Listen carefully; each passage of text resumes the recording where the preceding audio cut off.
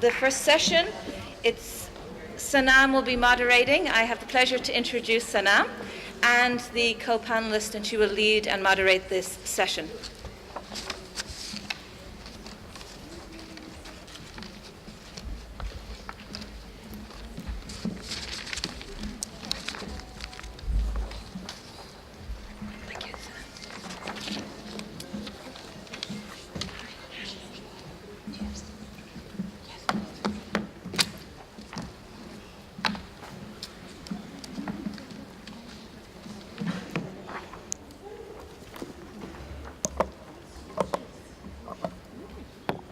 Can you hear me? Yes. Yes. Okay. It's funny because you have to press the mute button to get a voice. Something interestingly UN-y. It says mute mine. I don't know. Maybe it's a message. Exactly. It's okay. Good morning, everybody. We have a session, and I'm going to make sure that it is thought-provoking and interactive. So I want you all to also be thinking about your questions and your comments as we go through. My name is Sanam Anderlini. I'm the Executive Director and co-founder of the International Civil Society Action Network. We are also an organization dedicated to supporting women's and civil society participation in peace processes and in the promotion of peace and human security and rights in countries affected by conflict, extremism, closed political space, and unfortunately the rising threat of extremism, which many think is an issue that government suddenly woke up to and told us we should work on.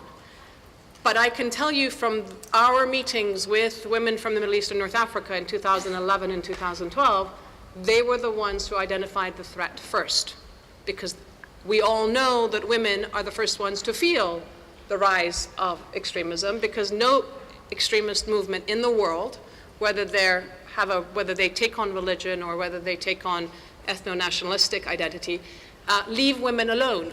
They have an issue with us in the public space. So if you're speaking out, they come after you. And also, interestingly enough, while we struggle internationally to have our voices heard in the UN system and in multilateral spaces and by our governments, those movements really know the power and influence of women. So they have been actively, proactively co-opting, recruiting women to be their messengers, right? And as I said, they're assassinating the ones that speak out because they understand that women can be a very powerful threat against them. And yet, here we are at the UN still struggling to have our voices heard. And still, I still hear the comment of, what's the evidence that women matter in peace and security, in the fight against extremism, and so forth, right? So it's this absurd situation that we find ourselves in. And so it's a very timely moment for us to be talking together about these issues. I wanted to start, this session we're looking at the shared responsibilities to reclaim the UN as a peace organization. Interesting thought, right?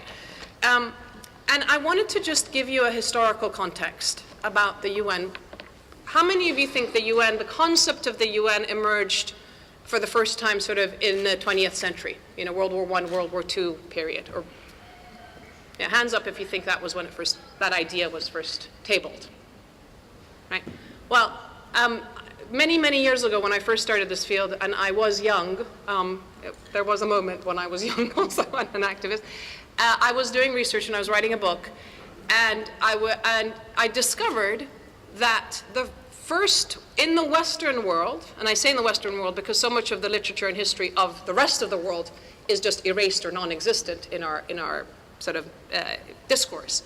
But in the Western world context, the first time that the idea of a space where nations come together and speak and engage in open diplomacy and trade and so forth was documented 500 years ago. Okay, it took us 500 years, millions of dead people, many, many wars and failed attempts, the League of Nations, etc., to get us to the UN at the end of World War II, right? And we've had it since 1945, 1946. We've had this international peace architecture that we've kind of, all of us have basically been used to living with, for good or for bad, whatever it's brought us. But we're now at a stage where this international peace architecture is literally being chopped down at the heels. It's almost like if you think about the architecture, the metal architecture of a building, it's as if someone is going down to the very base and unscrewing and you know, kind of soldering and trying to sort of cut cut it off at its legs. And you realize that it is the folks that are meant to be maintaining it who are doing this, meaning many of our own governments are actually implicit in this problem, right? And the irony being that it is we, the peoples, who are the ones who are trying to uphold the UN. For us, it seems to matter more than for the governments that benefit from it and use it and so forth. So we have this issue to deal with. So we get from primary years, we get to World War, we get to the end of World War II, we have the UN, we have the Cold War years, during which civilians and civil society really didn't have much of a voice in the peace and security issues of the world, right? We had NGOs, civil society, et cetera, being involved in development, in health work, in education, in cultural stuff, but the peace and security piece was not anywhere where we had a voice. Then comes the end of the Cold War and the rise of internal conflicts, and all of a sudden we begin to see the emergence of civilians and civil society, precisely because 20 years ago, it wasn't necessarily Libya or Syrians saying this, it was Rwandans and Burundians and many other women from war zones saying, excuse me, our country is going to war, where is everybody? I remember in 1996, we had Congolese come to our office in London, at the time I was working for International Alert, and they said, in 6 weeks' time, the war is going to start in Kivu. And sure enough, it did. They knew exactly what was going on. We talked a lot about early warning, and if we had early warning, we could have early response to stuff. That wasn't the point. It was the political will. It was the fact that governments are implicated, and also it's the fact that politicians want to be known for stopping a crisis that is already in the news, not the one that hasn't yet made it to the news, right? So we have all these different problems that we deal with. Anyway, so the civil society voice begins to emerge, and in the context of women's activism, we mobilize in the aftermath of the Beijing, so during Beijing, for the first time, armed conflict and women comes onto the agenda, and from 1995 onwards, there's a gradual mobilization and momentum built up, so that by 1998, we had the Women Building Peace campaign, with a particular agenda of getting to the Security Council and saying, we women want to be in this space. We want to be there to have space around the prevention of conflict, the ending of war, and how the recovery is done to make sure that it is not only gender sensitive, but actually is human sensitive. The beauty of our agenda has been that we brought a human face to war, because before that, humanity, men, women, nobody was ever considered in these discussions. So you have that. You have in the late 19s, we have the children in armed conflict resolution. We have a flurry of activities that come up where civil society suddenly has a space to engage the UN system, and we have global movements emerging. And 1325, sometimes our government and UN colleagues forget, and Security Council colleagues forget, that if it hadn't been for civil society mobilizing globally, we would never have had 1325. It was our voices. It was your voices, or it was the voices of your counterparts in many countries that were affected by war that led us there. But it was also about collaboration. It was also about civil society collaborating with, at the time, UNIFEM, with foundations, and with member states that were willing to take this forward, right? So it was the coming together of different sectors that got us to 1325. We didn't have Twitter and Facebook at the time, but we had postcard campaigns. There was a massive postcard campaign. 50,000 postcards were sent to the Secretary General at the time. So there was it was an amazing moment in time. And just as we breathed a sigh of relief to say, oh, we got this resolution, now what? 9/11 happened, right? So basically, since 2001, we have been in another world. We have been in the era of the war on terror and counter-terror and states securitizing everything in every space and so forth. And this is the challenge that we are this is the environment that we're dealing with, and we have to be cognizant of. And if we think of 9/11 as one moment, one watershed moment, if we think of the Iraq War as another watershed moment, where actually the UN didn't give the green light for the war to happen, right? But the United States went off and did its own thing. And we think of Libya as the moment where it was meant to be responsibility to protect, and it became such a disaster. They didn't learn the lessons. And Syria, the moment where it was like, well, we didn't want to go there, and we don't know what we're going to do now. If these are the sort of moments that we look at, we then come to Yemen. And if we have a human history that we can all reflect on in 50 years' time, the Yemen decision at the Security Council is going to be a critical one, because that was the moment where the Security Council, which is tasked with preventing wars between member states, tasked with international peace and security, actually voted to enable one member state to bomb another one, right? This is a really important moment that nobody really wants to talk about because they're all implicated in it. So now we have, as far as I'm concerned, sometimes I think the Security Council is the UN Security Council, but it's become the Unsecurity Council, because of the 5 permanent members, most of them are implicated in war-making, active war-making, as we speak on any given day, right? So no wonder there's a crisis of legitimacy and credibility of our global institutions. This is, again, a fact that we're with. So this is the context in which this panel is going to be, the conversation is going to be taking place. It's going to be, I'm going to ask our speakers to give their perspectives, and then we're going to have a dialogue round and questions and comments. And somewhere along the line, I'm going to show you a little animation, because those of us who've been at this for a long time and have banged our heads against many walls trying to figure out how do we get over these, how do we get people to understand what we're talking about, and these paradigm shifts and so forth, are using multiple ways. And at ICANN, we are now using animation as one of our tools to try and get messaging across. So at some point, I'm going to ask our wonderful colleagues from WILPF to put up a 4-minute animation just to give you a little sort of snippet of a picture of this context. But without further ado, I'm going to hand over to my colleague and my fellow clown. Oh, no, my fellow clown is over there. My fellow clown, Lopa, Banerjee from UN Women. She is the chief of the civil society section, which is an interesting place because it is so important for us to have allies and colleagues inside the system who can be our counterparts in the bridge.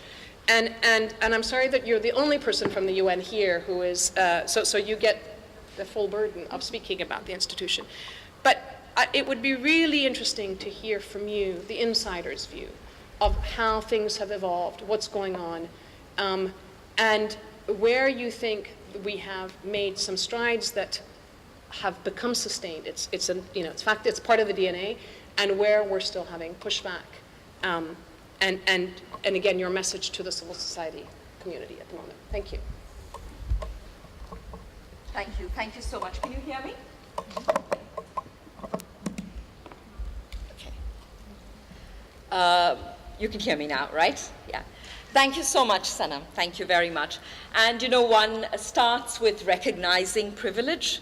And so I'm going to recognize how privileged I feel to be here amongst all of you and to be able to have this conversation that is so, so, so crucial. I was saying to my fellow panelists earlier, this, and Madeleine probably knows this, sometimes events happen. There's a sort of a coming together of stars or alignment. As we are sitting here today with critical civil society members to have this discussion, the Secretary General is also convening his Chief Executive's Board, that is the heads of the UN agencies and the funds and programs and within the leadership within the UN, to have a discussion on the UN today, the challenges to multilateralism, and the role of the UN in this moment in time. A very critical discussion just with his senior leadership to talk about basically the future of the UN. And so starting from that point, the Sanam talked about this very interesting history of how before the UN was formed, 500 years before that, the idea.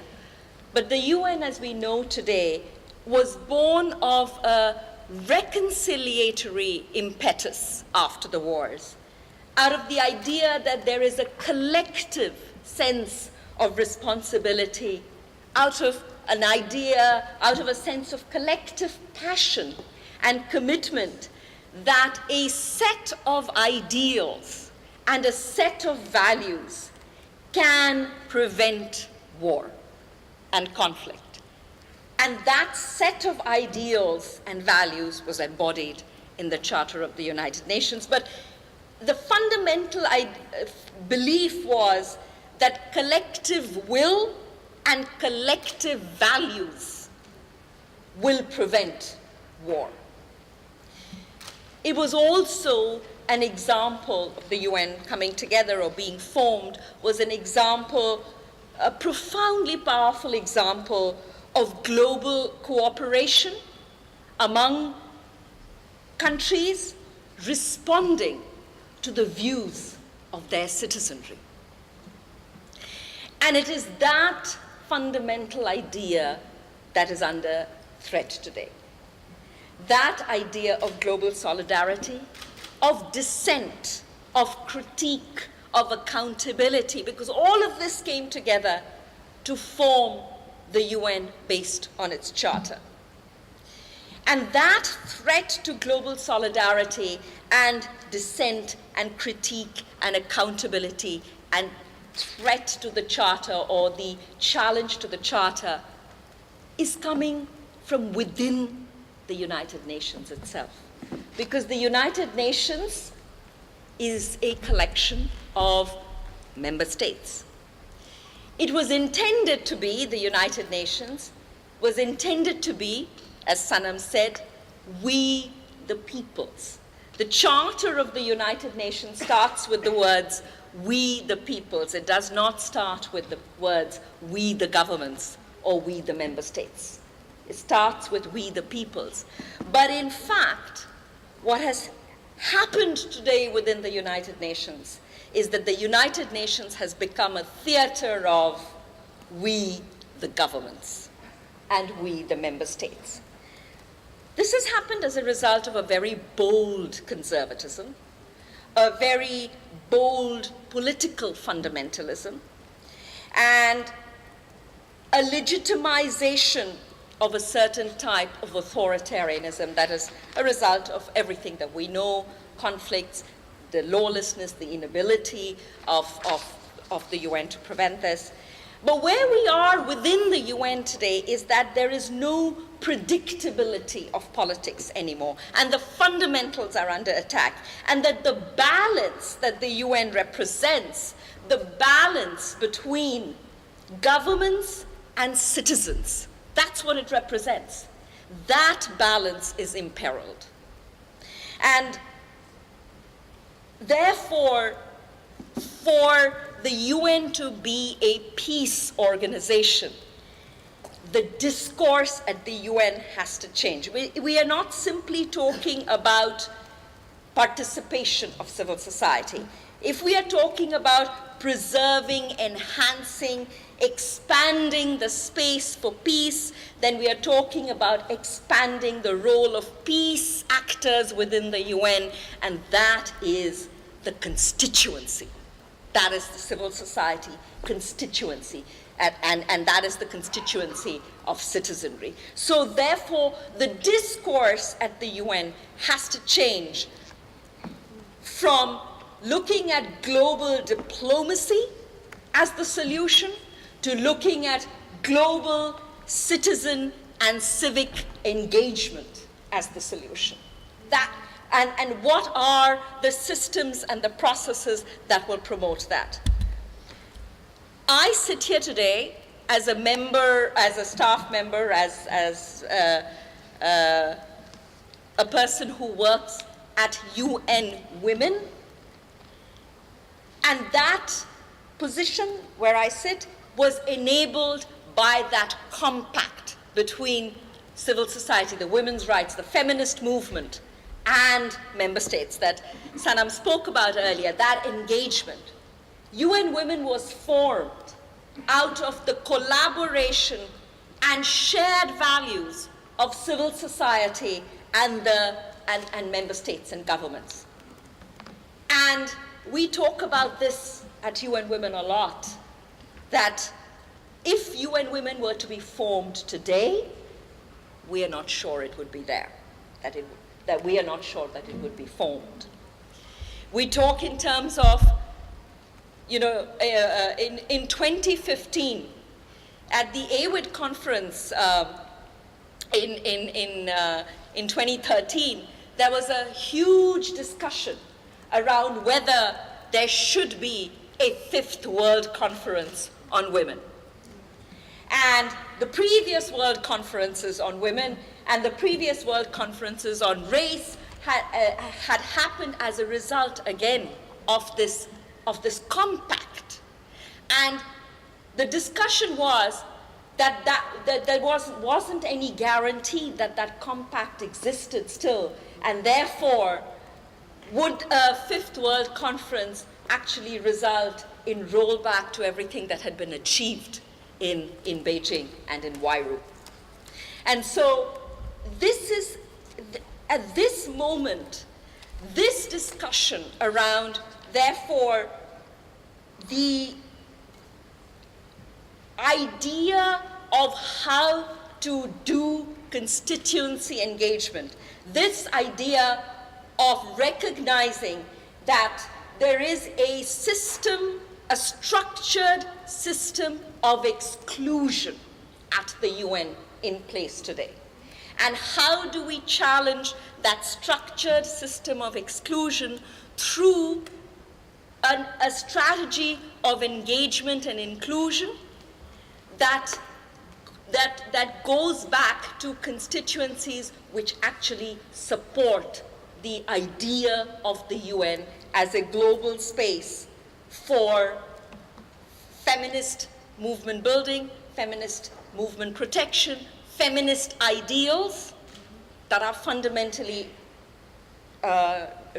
located in the Charter and in several of the frameworks that have come about as a result of that compact between civil society and governments. Thank you. That's great. I put my mute button and I get to talk. Amazing, amazing. Okay. Thank you very much for that. So I wanted to just pick up on two thoughts that also for us to think about as we move forward. And before I pass on to Rasha, I'm going to ask for the animation if we can have it. But this idea of a compact, right? I think even within what we call the feminist movement, right, there is tension because there are those who have opted to say, we want to engage with the existing structures. We want to come in and transform through engagement and by being, right? So for the creation of UN Women, there was a lot of concern from civil society about, do we want a new UN structure? Is it going to be taking money away from local organizations? Is it just a new bureaucracy? Or was it, look, we need it there and it's going to be there for us, right? So this was one example. Going back, again, with the Women, Peace and Security agenda, similarly, it was, do we say the Security Council and the system is what it is, but we're going to bust a hole in that wall and get inside and change it by having women at the peace table, because once we're there, we can address these things? Or do we say, you know what, this entire system is discredited, we will reject and we will critique, and until we have a whole new world order, we're not going to engage. So these are parts of I think when we think about the feminist movement, we have these extremes in the discussions, right? And I don't think that we've necessarily figured out our own middle ground sometimes. But it's important to bear in mind that they're there. Now, I'm assuming that by virtue of actually being in the UN, we are essentially taking on the role of saying, We're engaging, we're occupying, and we're hoping to transform from within. But I think it's important for us to bear this in mind. Before I pass on to Rasha, I was going to, have you found the, yep, okay. So this is after many, many years of arguing why women should be at the peace table. And it took us probably the first 10 years, 12 years, I would say, where people were still saying, why should they be there, right? Prove to us that they should be there, and so forth. The conversation shifted to, okay, yes, women should be there, but gosh, you know, the parties don't want them. Gosh, you know, the culture doesn't allow women. So all these excuses that were there. In 2014, knowing the 15th anniversary was coming up, we held a peace symposium and we said, let's look at the different ways in which, in real time, we're seeing the inclusion of civil society and women in different processes. So we had Syrian activists, we had Burmese activists from Myanmar, from Afghanistan, from Guatemala, from a number of places, to say, from South Sudan, to say, okay, what's going on in your various live, real-time peace processes? Because also what we realized was that we as international actors who had contact with the women's movements knew what was going on, but within the UN system itself, they didn't know. So what the UN was doing in Colombia wasn't necessarily being shared with what the UN was doing in Syria. The good, the bad, or the ugly, right? So there's this problem that even their own practices aren't necessarily being built up and improved and adapted and tailored. So this is a real challenge, right? So anyway, so we decided that what we really need to do is to move this from the why argument to getting rid of the excuses to giving a framework for how. And we created something called the Better Peace Tool. It's online, it's in multiple languages, in Arabic, French, Tamil, and Sinhalese, and so forth. And with it, we did an animation. And it's a 4-minute animation that takes the why question and the excuses question and some of the solutions that exist. It's not to say these are the best solutions, but to say we've made some progress, right? And this animation is now being used in multiple spaces as a way of just raising awareness. And the reason why I wanted to show it to you was because it's important for us to figure out how we are communicating and what tools we're using to communicate as well, because that onus is also on us in terms of messaging. So just to break from all the talking, here's a little cartoon for your thoughts afterwards. Today's wars are more complex than those of the past. The diversity of actors makes conventional two-party peace negotiations unrealistic. We need a paradigm shift from seeing peacemaking as a military political process of power sharing to a societal process of responsibility sharing, from limiting negotiations to armed actors to inviting peace actors, especially women peace builders. Because when women in civil society are included, peace is 54% more likely to be sustainable. The UN came on board with new policies in 2000, but neither the UN nor many governments have changed practices enough. Because warring parties don't want women present, they say that the exclusion of women is cultural and that military and security issues are technical and irrelevant to women peace builders. They question legitimacy and write them off as unqualified. Or they appoint women who toe the party line and distance themselves from the women on the ground. And mediators are afraid to rock the boat. But women's exclusion from peace talks isn't cultural. If it were, it'd look different from one country to the next. It's the same everywhere, because those at the table want to limit power for personal benefit rather than share responsibility for rebuilding society, and women peace builders challenge them to do so. Peace agreements shouldn't benefit one group over others. Good agreements set a blueprint for the future of an entire society. That's why inclusivity matters. If women and minorities aren't represented at the table, their future might be on the table. But we know how to ensure inclusion. Frame women's inclusion as a way to increase the warring party's legitimacy. Provide delegates with gendered briefings on the issues at hand, and set a quota. If no women are appointed, those seats remain empty. The Yemen National Dialogue Conference required 1/3 of delegates to be women, and South Africa required 1/2 of delegates. Rebuff the argument that women are unqualified by questioning the qualifications of the men at the table. Being violent shouldn't be the only ticket to the talks. Suggest criteria for including women in civil society based on their commitment to human rights and non-violence, and their expertise in diverse services and sectors, like mediating, disarming fighters, reconciliation and relief provision. Convene women across party lines to develop shared priorities and safeguard rights. Mandate the envoy to implement UN Security Council Resolution 1325. Include women from the start and invite them to address international meetings, and appoint an experienced gender advisor early on. The mediator can set up an advisory group of women civil society experts to advise him or her. There's plenty of precedents to build on and improve. Women know a lot about local security issues, such as landmined areas and threats to civilians. Some women are armed fighters themselves. Women can be valuable assets and help monitor ceasefires, build confidence, and reduce sexual violence. Women's groups protect and provide for their communities.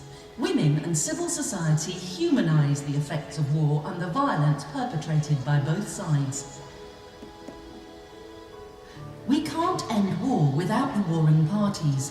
We can't make lasting peace without peaceful actors. Both are necessary. Neither alone is sufficient. I'd love your thoughts on that.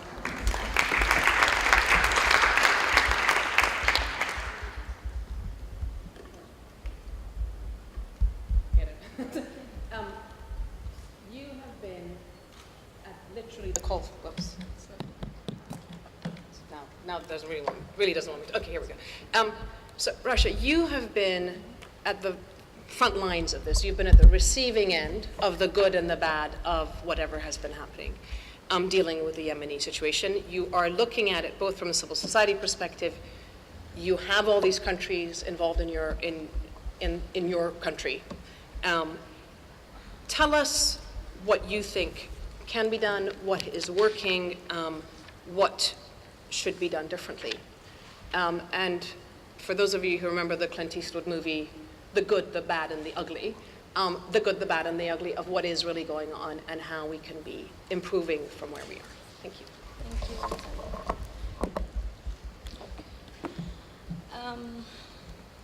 So I'm happy that we show off this video. As you see, Yemen was mentioned here in a very positive way, and it is referring to the national dialogue experience that we had between 2011 to 2013. And this was after the uprising. I should say that Yemen generally is a country that, in terms of gender equality, ranks always last in the last of the list. There is a huge gap, and there is a lot of inequality when it comes to women. It was ranked in 2010 as worst country for a woman to live in. And so when the revolution happens, or the uprising happened in 2011, we saw the Yemeni women, the question of lack of agency was very challenged, because they went to the streets and they were the one leading the revolution, and they contributed to the change of the regime. We started this beautiful transitional period. We had the national dialogue where we secured 30%, but this didn't happen from a vacuum. It happened because they earned it, and it happened because the UN had the will to support this demand. Now, when we see the peace process is very disappointing to the Yemeni women in terms of participation. We had only 3 women out of 28 members of the peace negotiations. I was selected part of 7 women to go visit last year, like this time actually, to go to the 3rd round of talks. It was a 5-day visit. We had meetings with missions. The negotiating parties actually at the beginning refused to see us because they were not informed that we were going. They did not understand what was our role, why we are there. This was a trip that was facilitated by the UN Envoy Office and the UN Women. We tried to make the best out of it. We delivered a lot of messages, including ending child recruitment, introducing DDR programs, announcing a reconstruction fund for Yemen, dealing with the humanitarian situation. When I reflect today, a year from that time, this experience is being still told by the UN as a success story, as if it was like women participated. And when I see that our messages, nothing was addressed, I reflect and I say it was only a media stunt. Our participation was only symbolic, was only to have some kind of dynamic at the time. Today, the UN, when they came to work on women participation, they created the Yemeni Women Pact for Peace and Security, which I was a member of. This is facilitated by the UN Women. A year after, it was founded in October 2015. A year from that, me and another 4 women had to, unfortunately, withdraw. Because, again, I didn't feel that it was a meaningful platform for real participation. Our voice was not heard. We repeatedly said from day one that we want to establish a framework for working, a strategic framework for working based on 1325. There was no structure for the pact. And actually, the UN decided to create it as a parallel mechanism because, as I said, we had the national dialogue. In the national dialogue, there was a component for independent women. The national dialogue was a platform where there was structure, where there was a consensus mechanism, where already we know the women who are there. The UN came and they took the experience that they had, for example, in Syria, and they tried to mimic it as it is and start from zero in Yemen. But we didn't have to start from zero because, as I said, we had the national dialogue experience. Which the UN itself had helped. Exactly. So the yes, the contradiction of the UN and how they deal with the issues of participation, it is very counterproductive now, and we really need to bring back what we had before. When we left, we worked together, the 5 women who left, and we approached women from the pact and from outside the pact. And we wrote an agenda for the Yemeni Women Peace and Security agenda. And 76 women who are ambassadors, former ministers, chairs of women national committees, chair of the Higher Council for Children Rights, civil society women, business women, lawyers, journalists, everybody signed this document. And we sent it to the UN Security Council. When I went on a visit last month to one of the European countries, let's not name them, who are a donor to the participation of women and to the UN Women and to the UN Envoy Office, and I talked about this document, they accused me of creating a parallel mechanism, of trying to create a parallel mechanism, and that I am competing with the pact. There is misinformation. And not only that, when I demanded and I was discussing and I said women have to be in the table, their reply was that they don't want to risk upsetting the negotiating parties, and that women are not qualified, and that I have to return back to the pact and work from inside the pact because it is the only platform for participation. Clearly, there is a lot of misinformation. With the help of WILPF, we took this document, the agenda, and we went to 3 areas in Yemen, Ta'az, Sana'a, and Aden. These 3 areas have different conflict dynamics. In Aden, it's a post-conflict area. it has, from time to time, some security issues, including terrorism attacks, which is, alhamdulillah, now it's not as much as after the war directly. Taiz, it's an ongoing area. There is a besiege in Taiz. Sana'a is being bombarded by the Saudi coalition. And so, as you see, there is three different dynamics. We approach women who are internally displaced, women who are working at the security sector, women who are working civil society doing the relief, and women who are political leaders at the local level. And we requested them to validate this agenda, and it has been validated. But we also asked them other questions, which is on peace and security, to establish our study. What we have heard from the women and what they are doing now, which is being unnoticed and ignored, women are already breaking the siege. A woman in Taiz was the first to actually break the siege and mobilize a convoy to go and help the people. Women are smuggling medicines, are smuggling injured people to get treatment. Women in Aden are addressing terrorism and are even at the level of internally displaced persons. They can identify early warning signs of radicalization, and they can tell you which person is being radicalized and which is not. They are at the front lines.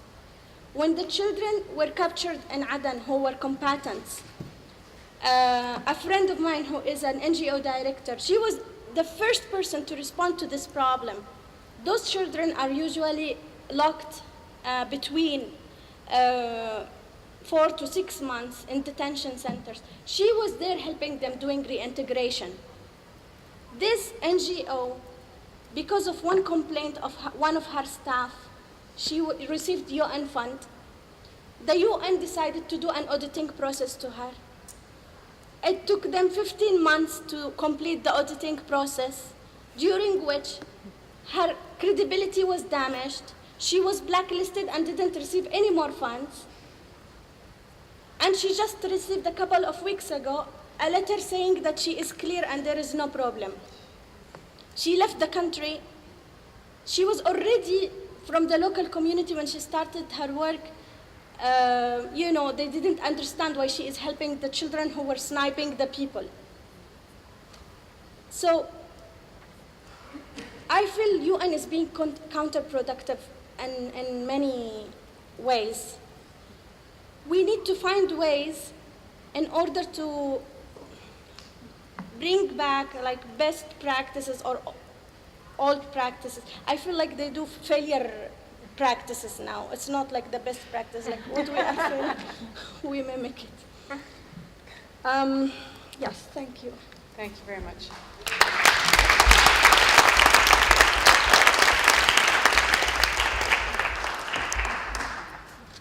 Thank you. The idea of, bad practices somehow going viral and good practices not is actually something that is prevalent.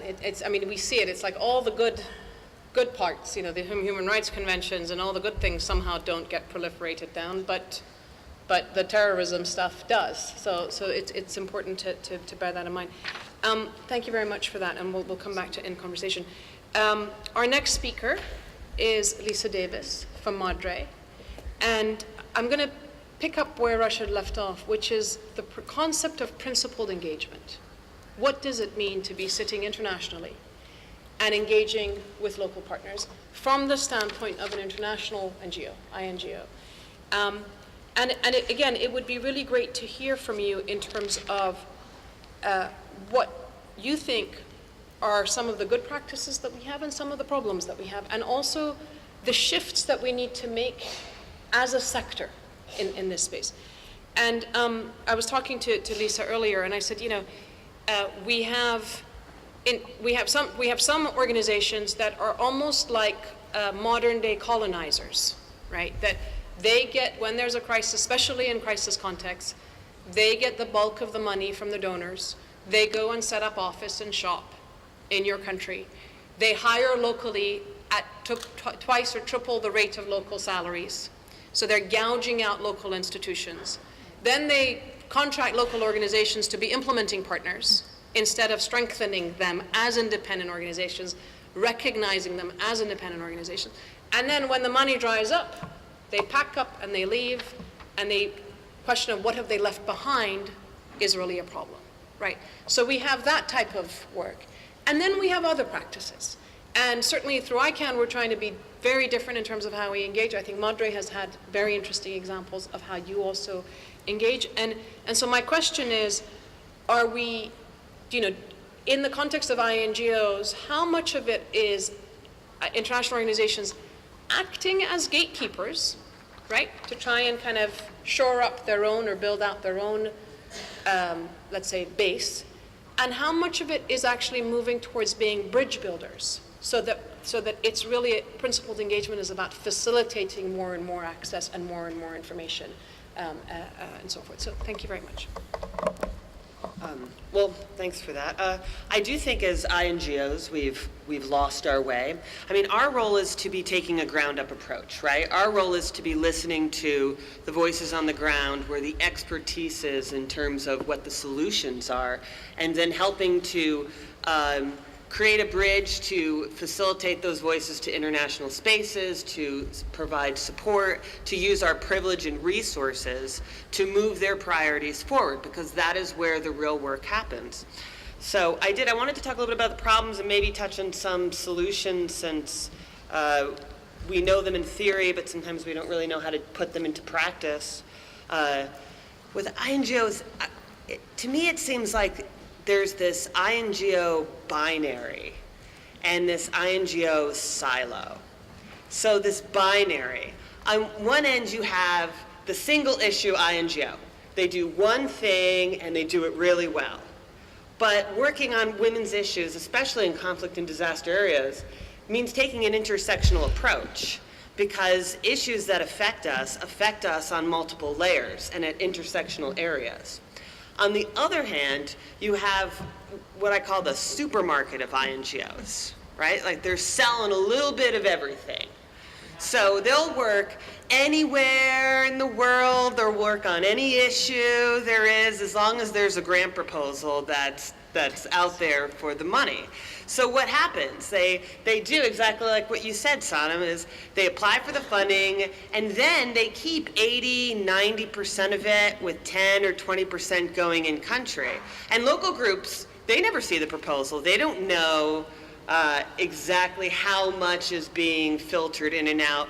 And that's where we turn from bridge makers to gatekeepers, because they also don't have the interaction with the donor states or the private foundations that are funding the work, because there's that gate that's kept there.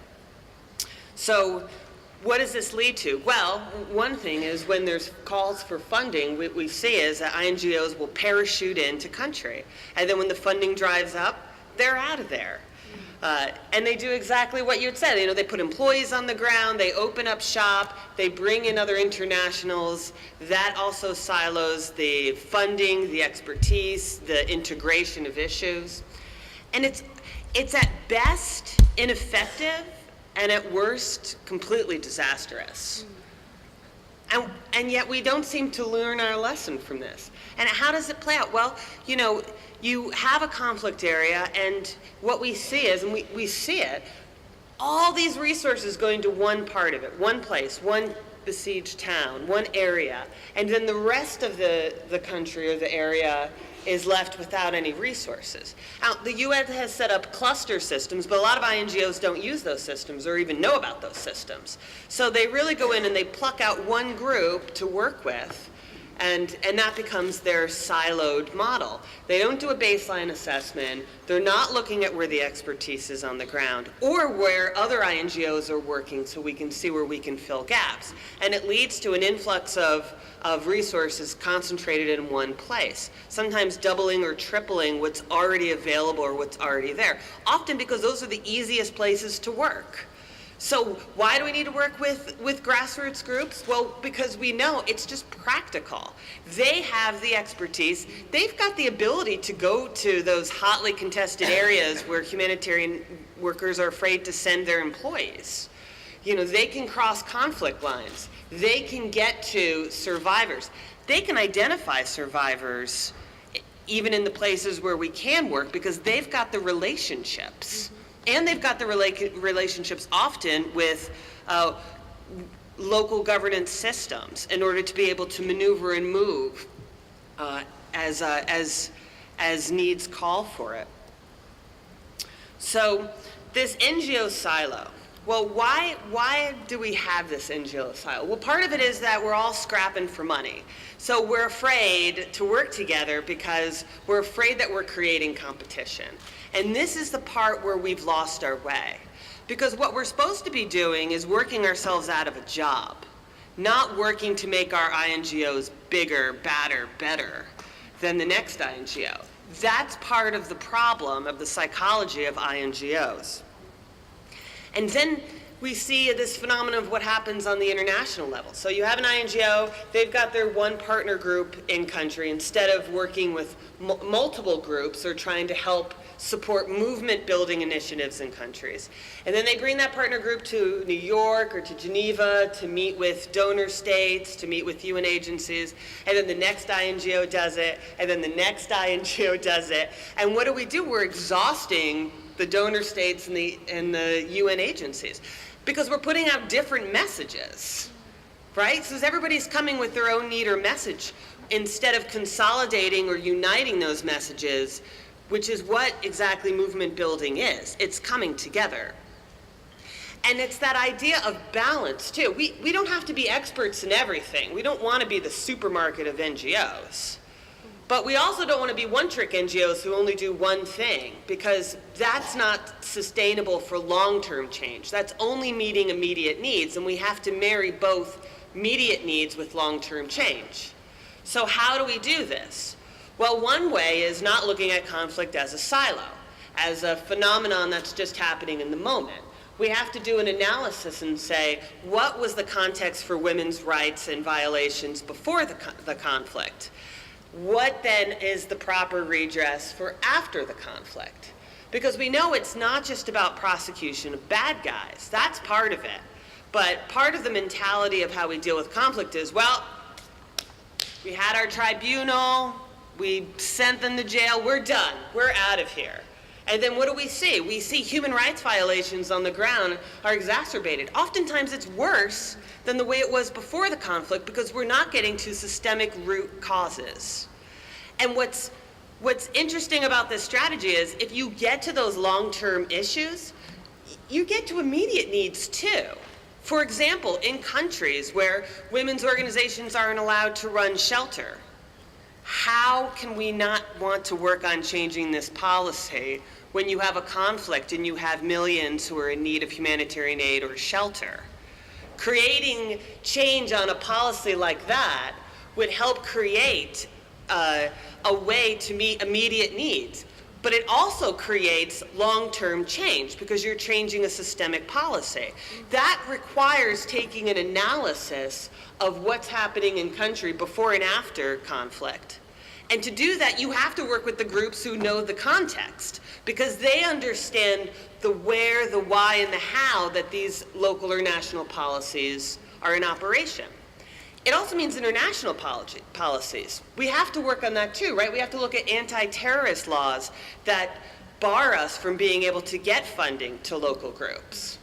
And then we have to work with groups themselves. And part of that is movement building of working with multiple groups at the same time. So we're not just doing this one-to-one ratio of going to the UN or going to donor states and not working towards movement building. In fact, what we're doing is we're breaking apart our movement. And then finally, we have to go outside of our comfort zone. We have to work at intersectional issues. We have to look at LGBTQ women. We have to look at women with disabilities. We have to look at the environment and climate change, indigenous women, other intersections of race and ethnicity. And we don't necessarily have to have the expertise in it. What we need to do is work with those groups who do have the expertise. And that's one of the reasons why INGOs should work together. Because if we work together, we could draw on each other's expertise in ways that won't exhaust us. Because, you know, you ask INGOs, well, why aren't you working together? I mean, nobody wants to say it's about competition for funding, although we all know that's a big part of it. But the other big part of it is, I'm exhausted. I've got this list of things to do because, you know, we're all NGOs, we're not companies. We don't have the flexibility to take on additional work when we're working at maximum capacity. So then it feels daunting. It feels overwhelming in this idea of how am I going to do what I'm supposed to do and then also do this whole other thing of working with other INGOs. But the answer is we can. We don't have to overextend ourselves. We can actually just do it in ways that make sense, like forming a rapid response, pulling together different INGOs that work together on a specific country or issue or region, and information sharing, and not just women's groups, but health organizations and other human rights organizations, so that we can learn where the gaps are, we can do those assessments, and we can also get each other's recommendations that, if we're practicing our philosophy of a ground-up approach, are coming from the groups on the ground who work on those issues. Then we can just pick up the phone and say, hey, we're working on this issue, Women Enabled International. What do you think are some of issues of women with disabilities are facing in this context? What are some practical recommendations that I could bring back in country and run by my partner groups and the other groups I work with? Outright Action International, what are some LGBT issues? WILPF, what are some issues in this context of conflict? If we just gather that information, it doesn't actually take a lot of time. It's actually pretty quick, but then we're all given the same message. Now we're walking into the rooms and we're saying the same thing. And that is how we start to consolidate our power. Because if I'm saying the same thing as what you're saying and as what you're saying, it becomes harder to refuse. It becomes harder to ignore. And we have to do this in order to make sure that our priorities are reaching the front of the table. Because otherwise, we know what happens. They get siloed. It's true that the loudest voice can make a difference, and our voice is louder together. And there are just practical ways we can do that by just trying to consolidate those recommendations through a ground-up approach and through integration together. I think Rasha had said it perfectly this morning, that it's all about that issue of consulting with grassroots groups, because that's where the expertise is. But yet somehow we've lost our way in terms of forgetting why we're here. I mean, if you look around this room, look how many of us are here today. There's so many of us. But we're in this giant, giant room. Doesn't it feel like we're kind of small? But we're not. We're big. But that's kind of a metaphor for the work that we need to do, because we are big in this giant, giant institution that's called the international community. But we are big. We just have to recognize that we're big and be willing to work together. And donors, you should be looking at what groups are working together and where those collaborations are, because those are the groups that are working to make a difference. Coalitions on the ground and coalitions internationally. And that is how we can begin to find our way again. Thank you.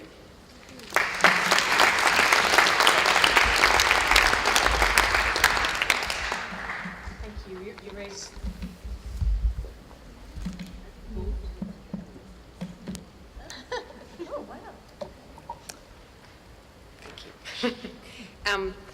Thank you. You raised some very important points, and there's one point that I want us to tease out a little bit, which is that do we recognize and value expertise amongst ourselves?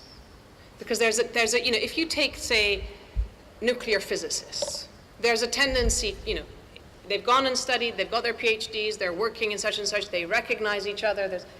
In our community, it's not the education necessarily that makes you an expert. It's maybe the years of experience, right? It may be the different work that you've done.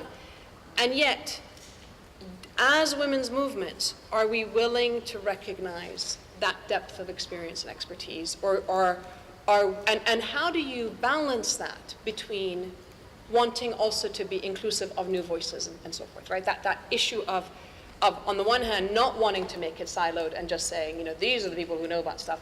On the other hand, saying, well, these people do actually know something. If you're WILPF and you've been at the peace and security work for the last 100 years, you kind of have a history. You know what you're doing. If as individuals, some of us have been in the room, we do want to work ourselves out of a job because we've been doing it for 20 years, right? So but how do we make sure that the expertise is really shared so that we're generous about giving the information out, but also that there's a willingness to receive that expertise. And that's something that I think from within the movements we need to talk about, which is itself an issue. And then there's another point which I'll bring back later, which is about, can we agree that we're willing to give each other the benefit of the doubt? Okay, and I want you all to think about this, because sometimes there's only one of us that's going to make it into that room with one of something else, right? It's a big world, as you said. Now, are we going to say, thank God she's in there, let's give her the benefit of the doubt, and she will, or are we going to say, why is she there and not me, right? Because we then unravel our own thing. So this is also something that question of, can we come out of here saying, well, we give each other the benefit of the doubt? Okay, on these notes, I'm going to come to our colleague who represents the entire philanthropic community, right? That's also, no, this is really important because last week there was the Global Philanthropy Forum in Washington, D.C. I was there with many of the big foundations, the private foundations, and much of the new wealth. Okay, we're now in a world where we have all these billionaires who have decided that they want to bestow their goodness on us, right?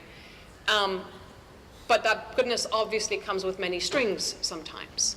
And it comes sometimes with much inexperience, as much as it does with expertise in some of the areas. But this is new money that's coming in, and it's also, some of it is very young new money which is coming in. So we have that space, and it was an interesting environment to be in, because what I realized, and this is what I wanted to sort of come to Oak and to Katharina on, is I was talking about the importance of funding peace work, right? And again, of course, as women who do peace work. And in my research, I found that at the moment, for every $1 spent on anything to do with peace, the world is spending $1,885 on things to do with defense, security, and war making. That's the ratio that we're looking at, okay? 1 to 1,885. At the same time, we have this new philanthropic money, and the MacArthur Foundation, which is an American foundation, has started a new initiative. Every 3 years, they are opening their sort of doors to proposals from individual organizations or coalitions for one single grant of $100 million, right? This is a new thing that they're doing. And it's fascinating because they had 1,000 applications this year. They've shortlisted it. They had 200 that were the long list, and then 6 that are in the short list, and you can go on their website and see it.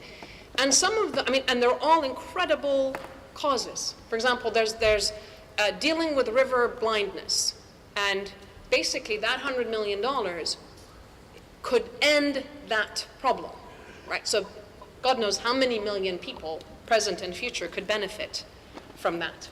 Right? So this is a new way that they're thinking about spending their money. But again, coming from the peace and security sector, what was alarming for me was that in the philanthropic community, there's a lot of money being spent on health and education, disaster relief, but peace and security doesn't feature that much anymore with many of the foundations, right? Even gender equality has taken a second. It has become deprioritized. And the question for me is, is it a question that we're taking peace for granted? And my analogy for them was, imagine that you're trying to paint a big, beautiful canvas, and you want good health programs and development and education and children's education and so forth. But your starting base, that canvas, is actually shredding, and it's got holes in it, right? So whatever you paint, the dollops of paint kind of fall through, or they bleed out, or it doesn't have the effect that you want, because the fundamentals aren't there. And in a sense, peace is that. If we don't have peace, the basic peace, how do you have effective long-term education, health, etc. programming, right? And yet, that part of it is not being supported.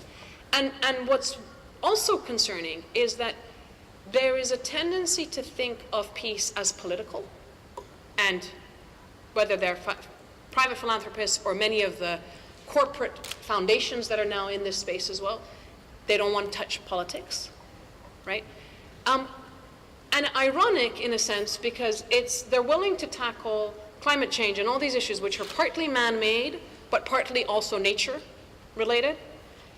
And the one major problem that we have, which is entirely man-made, entirely related to human beings' decisions on a daily basis, which is war and peace, is the one that our philanthropic community is less reluctant to engage with, right? So this is one of the things, these are some of the trends that I'm seeing, and yet we've had an environment in the past where philanthropy was involved in this space. Somebody reminded us this morning, Ted Turner gave $1 billion to the UN Foundation when the US decided that they weren't going to fund the UN, right? When we were working to get the resolution that became 1325, the Ford Foundation gave International Alert, where I worked, a strategic grant for that purpose, to enable us to do the coalition building and bringing peace. It was $180,000. It wasn't very much, but it was a strategic grant, and it enabled us to do this kind of work, which made a major contribution to getting us to 1325. So we've had a history of major organizations being in this space, and yet they've receded. So I'm curious about how Oak sees this. And also putting into the picture that the OECD tells us that even government money, with all the rhetoric about how important women's movements are and all the resolutions that we have, when they do an analysis of money that's gone for gender equality, less than 2% of it goes to women's organizations on the ground, number one.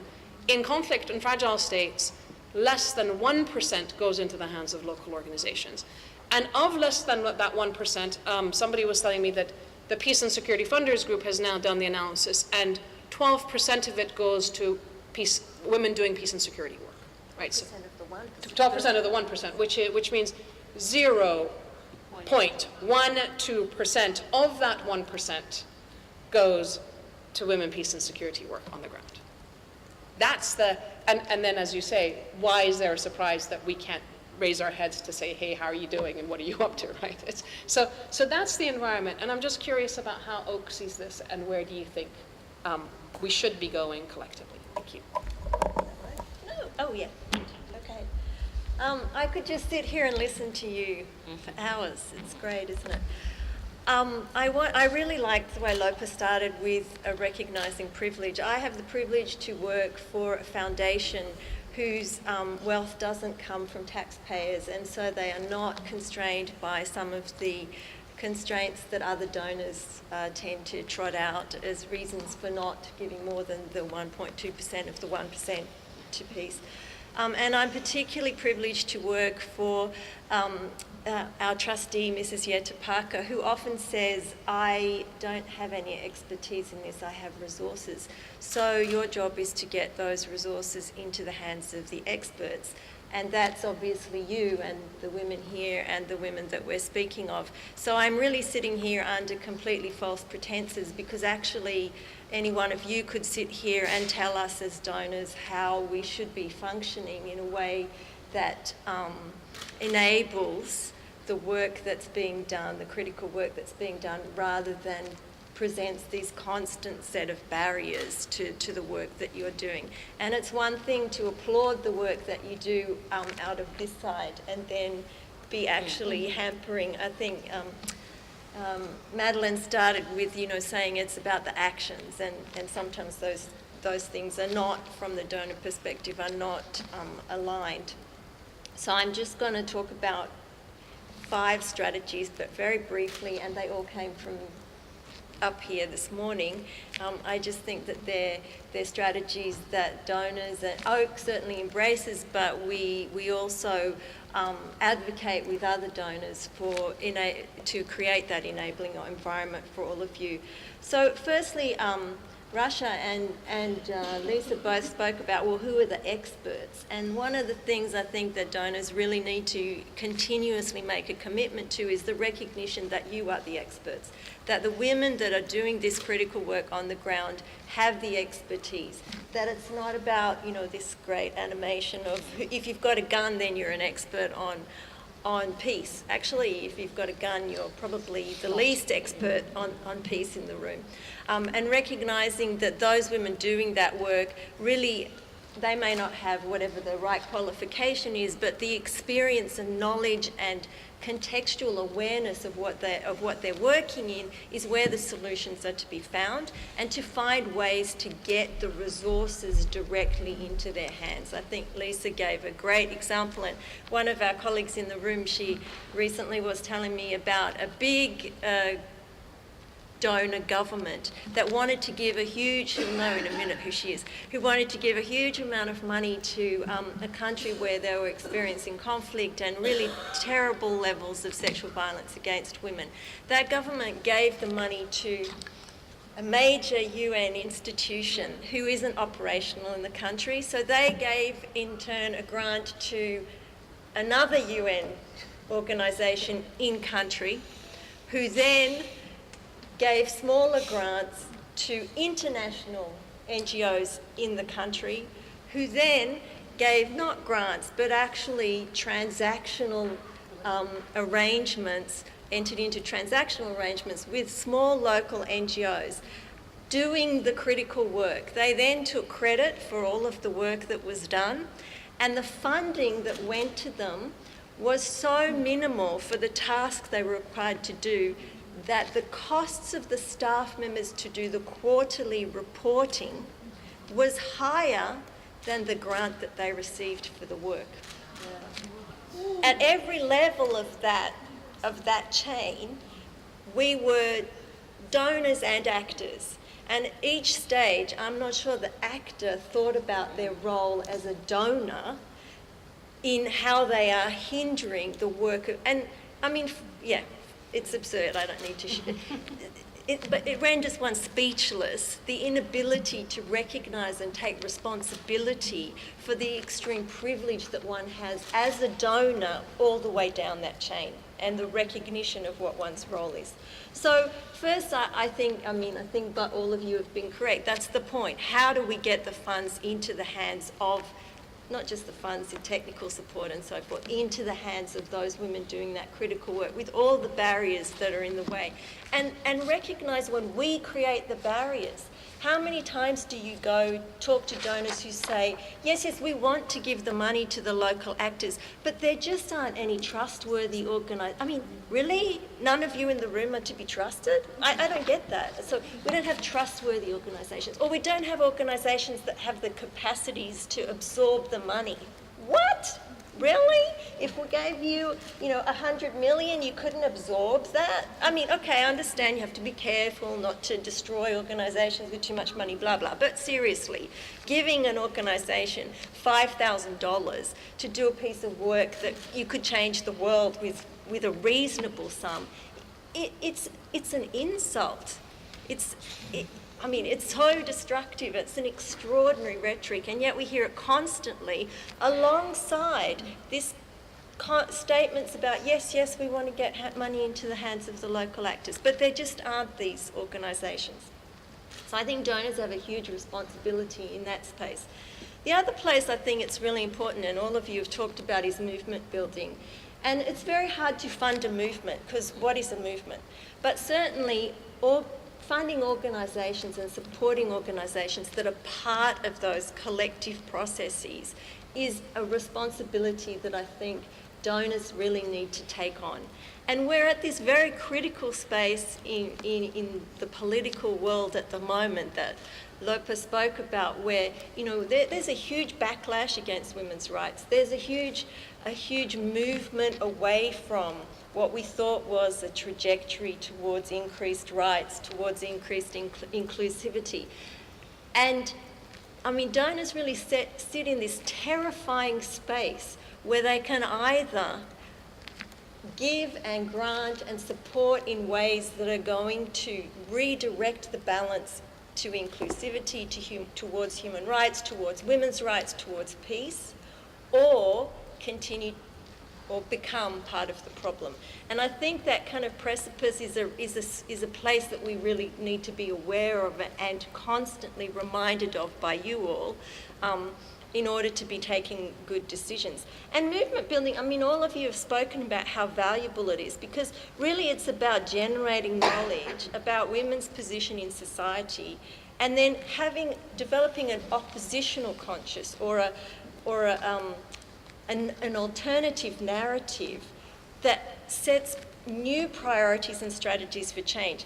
I constantly hear from young women, oh, feminism, too negative. But if you actually look at what the movement has done over the years, it's about positive change, because it wasn't just bitching and moaning.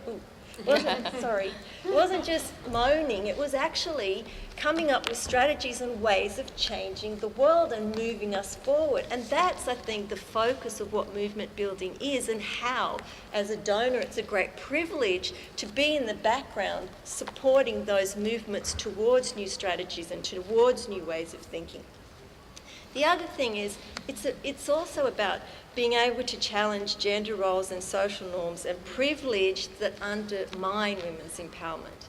And I think both Rasha and Haja spoke about that, the idea that, unless you can talk outside the construct of what's socially acceptable as gender norms, you can't make the space, create the space into which women's voices and women's participation can be welcomed.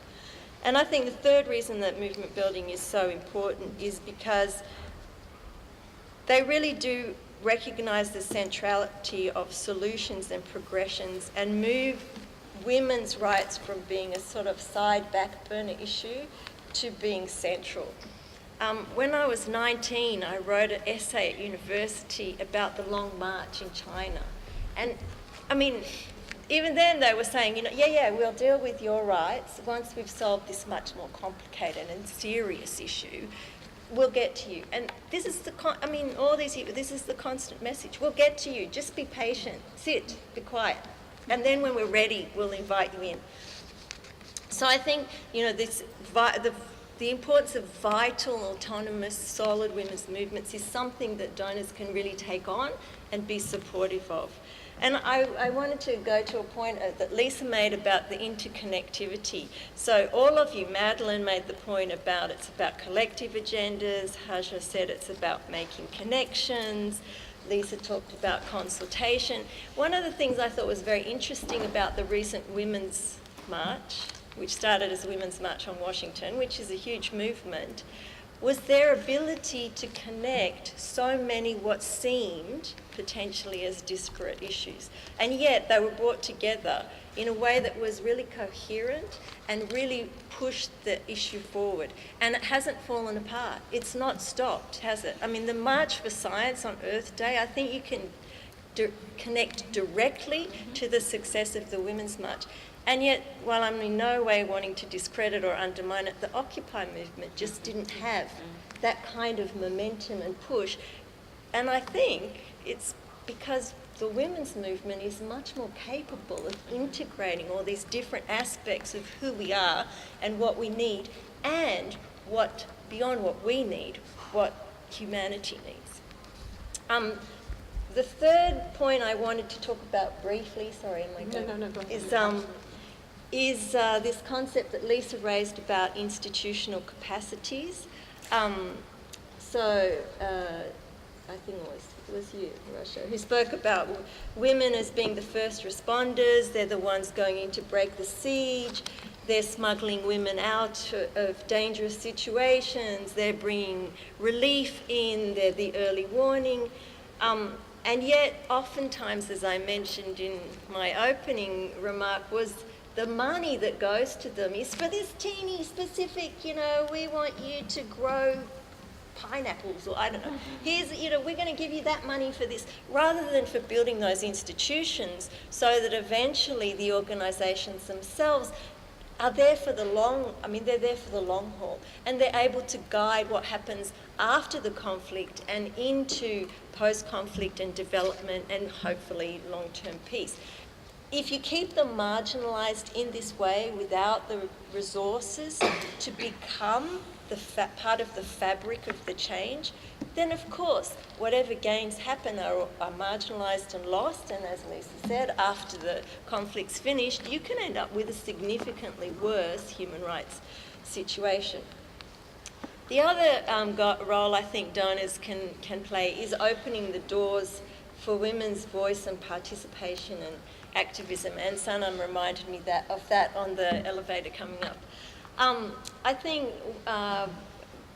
Radha's in the room. Radha works for Sigrid Rousing and Oak are both part of a consortium of philanthropic donors who are working on progressing women's human rights together. And part of what that process is opening doors so that organisations, representatives, women can meet other donors and go into the spaces that have been traditionally closed to them. And I think that's a role that more and more donors have to take responsibility for and recognise that sometimes, we can get the foot in the door, wedge it a little bit open, and then the mass movement can gate crash. So that's kind of, I think, a process that we need to recognise we have a place to play.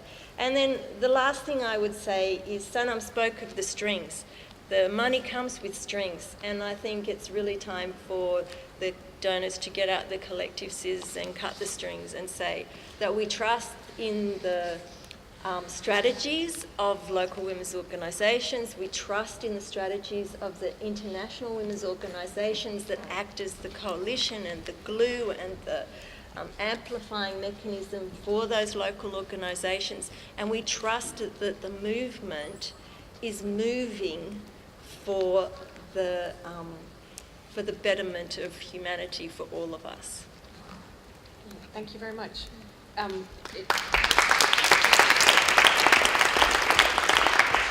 It reminds me, last year we took some of our partners who had received grants basically based on that principle, that we trusted them to know what was needed, and we were just facilitating the access and enabling them to do that and doing a lot of the paperwork and so forth. But we took them to visit the donor country so that they could present their work themselves. And we were received with a lot of tentative, they were a little bit worried. And it was a little bit like a comedy skit, because it was me, the Iranian, with my, Libyan, Syrian, Nigerian, Pakistani, Afghan. All the countries where they basically, their attitude was risky, right? And they kept saying, the appetite for risk is very low. And I kept thinking, what's risky here? Who are you talking about? And essentially, actually what it came down to be honest with you, is that there is an element of latent racism, because it's essentially looking at this constellation. Well, it's Facebook. But it was almost as if it was like, when they consider these countries, it's either people are incompetent and corrupt, or they're terrorists, right? It's almost like this, and we were saying, but look at the work that they've done. This is, and so I flipped it, and I'm like, what's your appetite for trust? Because we're investing in trust, and frankly, the money is only the icing on the cake. The work is already being done. This is just enabling really good work to go on. So it's that shift in mentality from appetite for risk to actually saying appetite for trust, or investing in trust, which is, I think, really important. So thank you also for bringing that up. Okay, so we have lots of time for questions, comments, thoughts, solutions, and I'm going to, before we start, I'm going to give you a little exercise, okay, about this positive question. So often our framing at the international level about these things is critiquing and problematizing and coming up with what's wrong, and this shouldn't be done and that shouldn't be done. And it's a negative framing, and in fact, even in our international institutions, they'll talk about we need to prevent conflict, but they're not actually talking about what does peace building mean, right? So it's a negative framing. But our brains don't really process negativity very well. And I'm going to give you one little exercise. So I want you to all close your eyes. Okay, close your eyes. And I'm going to tell you, don't think about shouting. Okay, don't think about a pink elephant. Okay, now open your eyes. How many of you thought about shouting and thought about a pink elephant? Okay. Okay, now the next piece of the exercise. Don't stand up. Okay? Right. So, what are you meant? If I tell you don't stand up, do I tell you to sit down? Do I tell you to lie down? I'm not telling you what to do, right? If I said stand up, you'd all be like, right. So, we tend to think, we need positive actions, but we tend to think about the negative very often.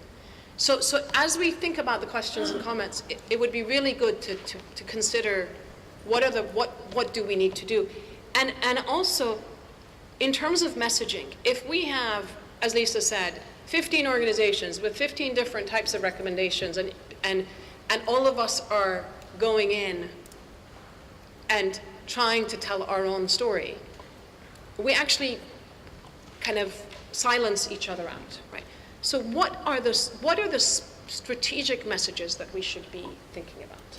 And I think this is part of the conversation over the next 2 days, but it would be really great to get your thoughts and comments and questions as well. Thank you. Hello, is my voice clear? I'm Marcel, I'm from Syria. Of course, to me, like, I have ISIS, Al-Qaeda, Bashar al-Assad, and the UN.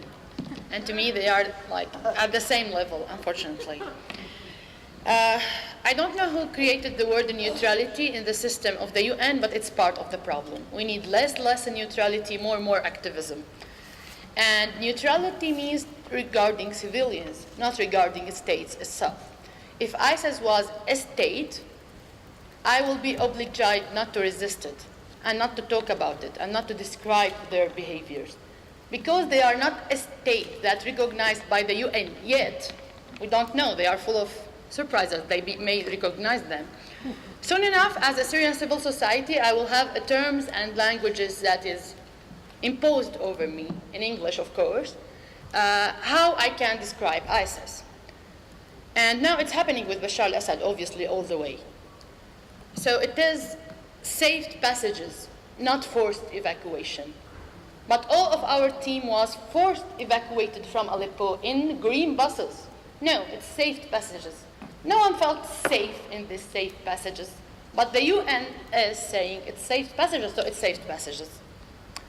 So this is not me participating. This is someone else.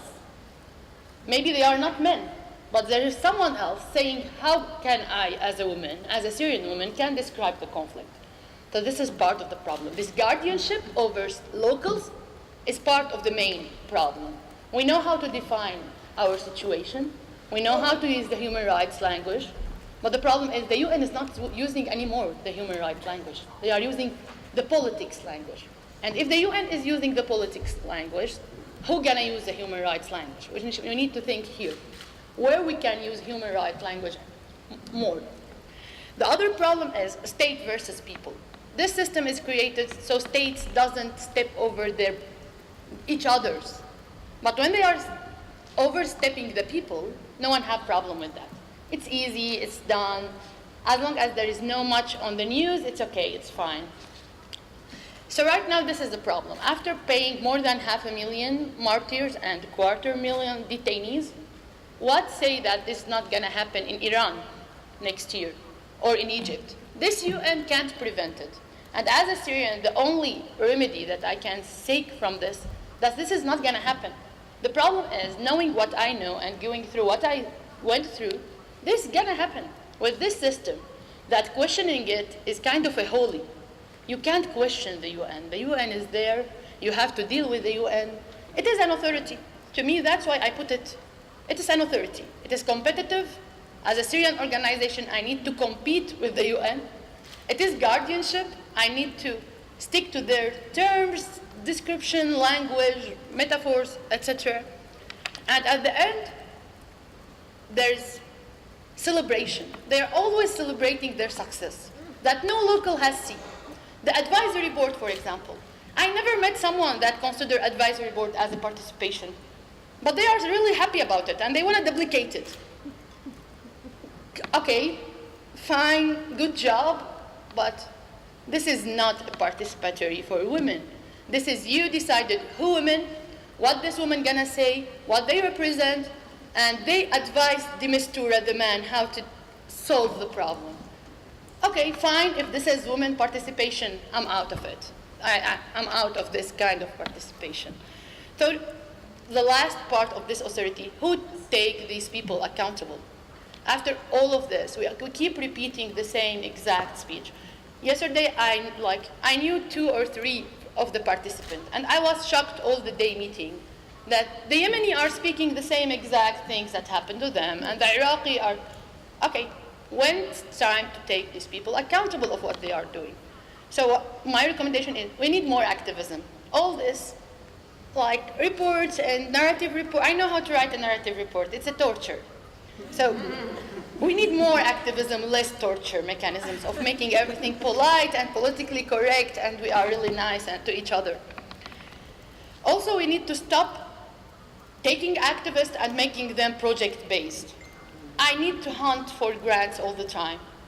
And I need to be like really polite to do that, because no one's gonna give you money when you are as rude as I am. So I'm running from project to next project to next project, and I need to achieve in 6 months women's rights. In a country like Syria that is, everything is collapsing, I have 6 months to have outputs and outcomes and long-term goals.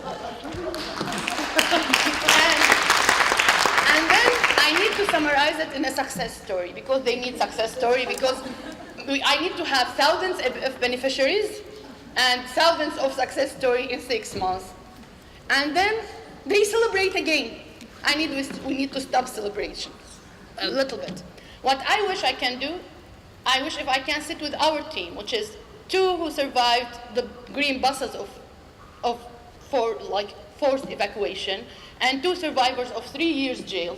Everyone in my team lost a friend or a family member, to think about activism in Syria, about how can we resist. But no one wants us to resist the conflict. It's how we manage the conflict. Peace starts when we decide to end conflict, not to manage it. Now to say, like, okay, we need to open this UN in the Four Seasons Hotel because it's safer there. No matter that this belongs to Bashar al-Assad government, it's a small detail. We need to have the 4 seasons long. No, we keep putting excuses to why we are not doing enough activism. And thanks God for Trump, because before Trump, only us in the Middle East were pushing forward for more activism. Right now we have President Trump, so everyone else saying, okay, oops, maybe we need to do more activism. So hopefully next, if Egypt decided to rise, for example, I don't know what's gonna stop Sisi from doing like Bashar al-Assad. If the UN is the mechanism for protection of civilians, so good luck with these civilians. We need a miracle to protect civilians nowadays. Thank you.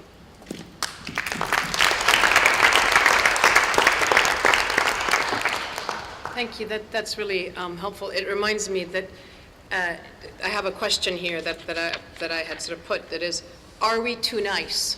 Have we been too nice about things? And it's really about the fact that what is it that makes the changes?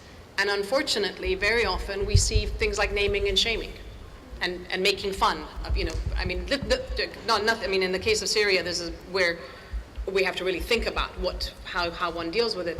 But in the US, one of the reasons why we've seen a tiny change in the way think tanks and others work is because people started making fun of the fact that it's always very erudite men talking about issues, and these are called manals, it's all men. And so they put that on TV, I mean, they put it on Facebook, and now all the organizations are scrambling to find the women, because guess what, the women are there, right? So, but it was only through naming and shaming. It wasn't through any other mechanism. As part of the tools that we use, how do we get that activism, which is radical in its approaches? There is conflict of interest. If the UN is the donors, who gonna dare in a conflict area to criticize? We are giving those who are in deep need, in competition with resources. How can I dare to say that their neutrality? They give me my papers of the organization, and they told me this is not donor friendly. And I'm like, Come on, have you looked at me? There's nothing friendly in me. There's not donor, nothing else is friendly about me. And yeah, but I'm applying for their grants. So how I'm gonna be secure enough to do naming and shaming? As long as those who have been accountable are the same one who is funding us.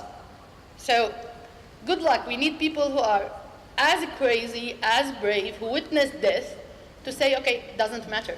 Are we gonna go for this? I think that's an important thing for those who do independent funding to be bearing in mind. Thank you very much. Any other questions, comments? And if I see one hand over there and two and okay, so let's start over there. Thank you.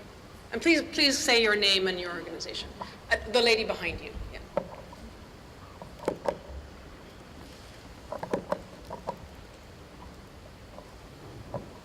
صباح الخير أنا سوف أتكلم بالعربي. Good morning. I will speak in Arabic. I am Leila Al-Hassani from Aden in Yemen.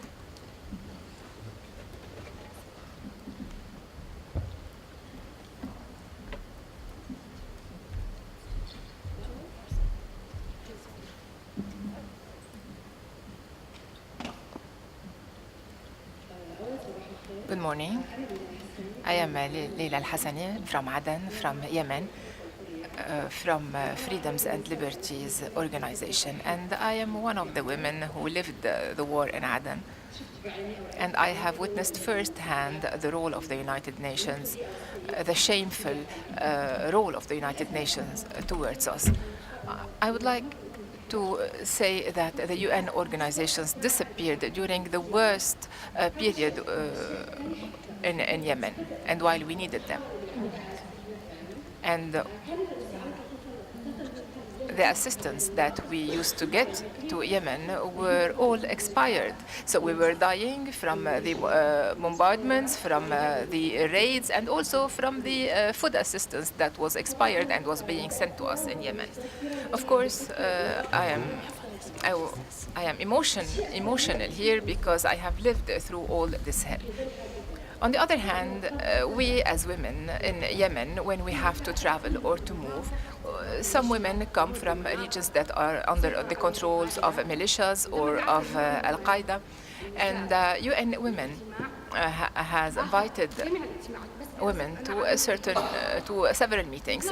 I was invited to one of them, and I asked the women, or they asked women who would be coming from Yemen to sign a waiver saying that UN Women is not responsible if anything happens to them, even if they die on the trip, even or if they die during the conference in Amman. So if they get sick, if they die for any reason whatsoever, you know that we are living a war, we are a poor country, we have very limited financial resources, we do not have insurance. And I know so many women activists who were victims. One of my friends, for instance, tried to leave her house and go to the meeting. But when she got that paper, that waiver that she had to sign, she said, I refuse to sign such a humiliating paper. It is humiliating for us as women. If UN Women wants us to participate in their meetings, they should not ask us to give up our life by signing such waivers. Thank you.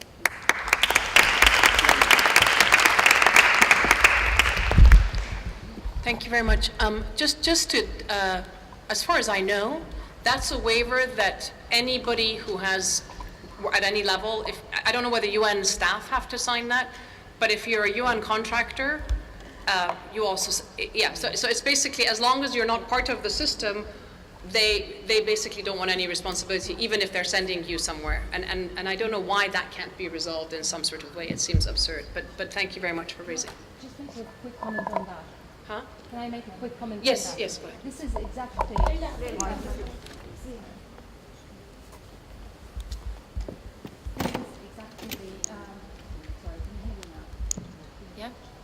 This is exactly the problem with contextualization.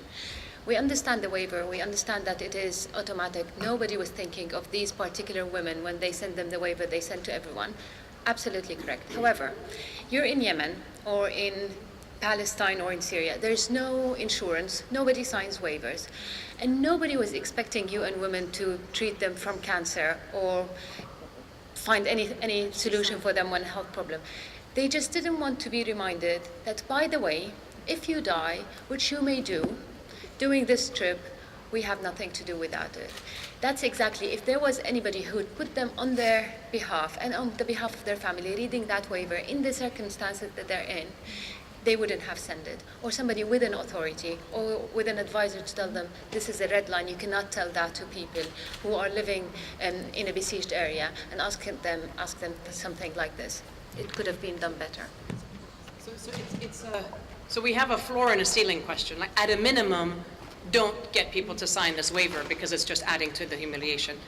But there's lots of things that you could be doing. You could be providing insurance. You could be providing, some sort of support mechanism. There's no reason why we shouldn't be thinking about that. But at a minimum, yeah, don't add to the humiliation. Thank you very much. Yes, lady with the red scarf.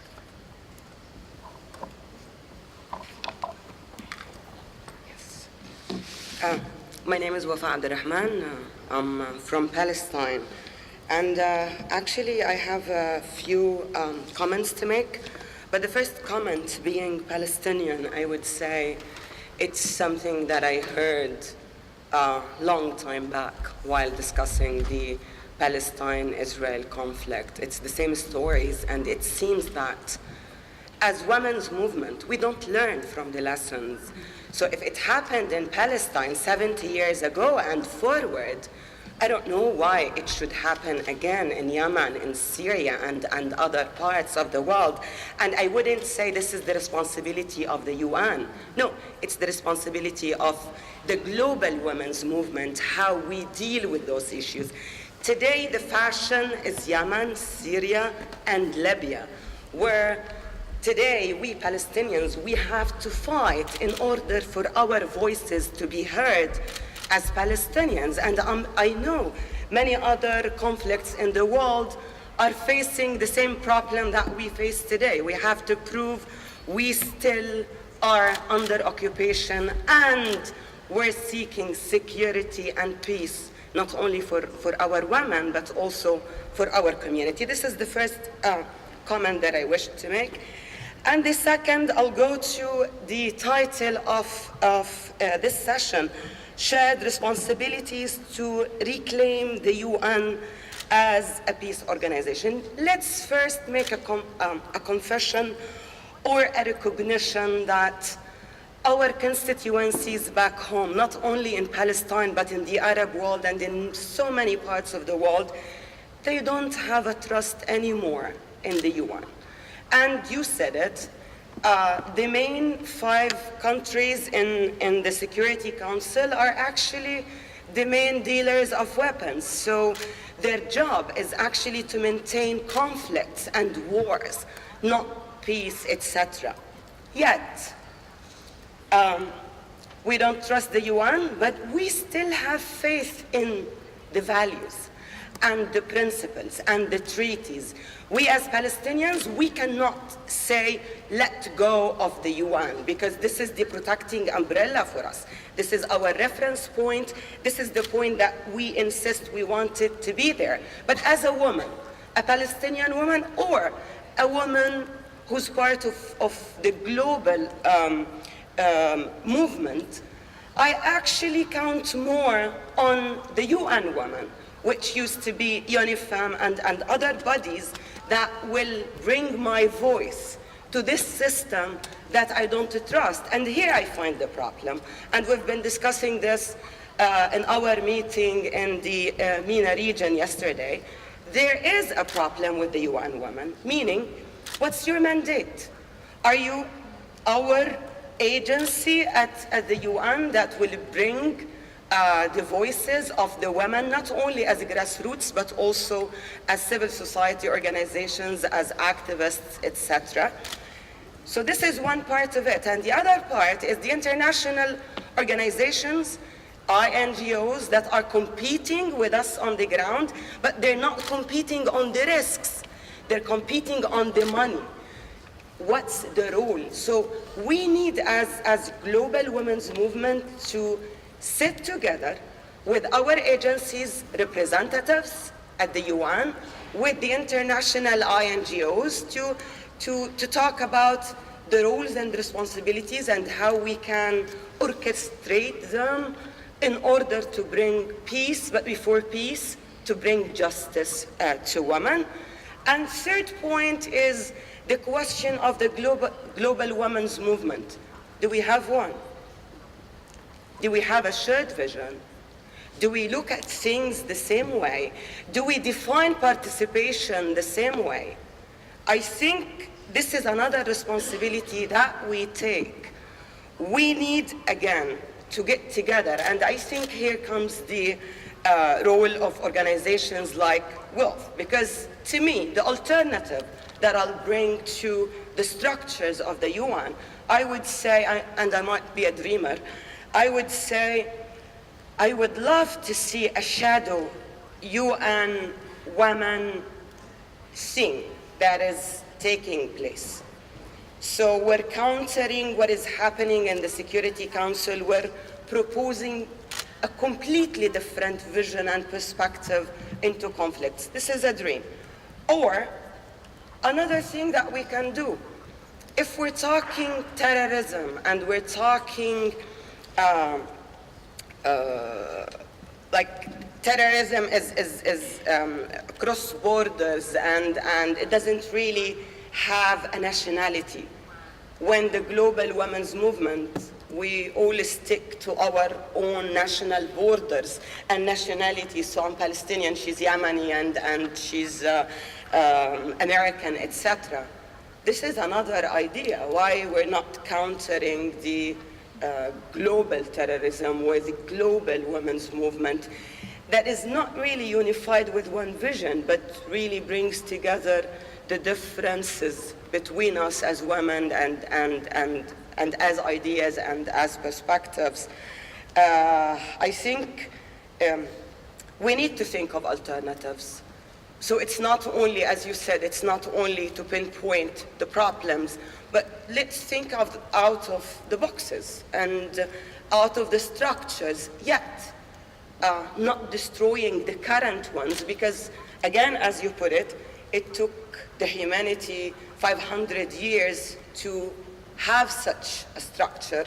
We don't want to ruin it in one session with over-criticizing, but also it's good to criticize and to see what kind of alternatives we can propose. Thank you.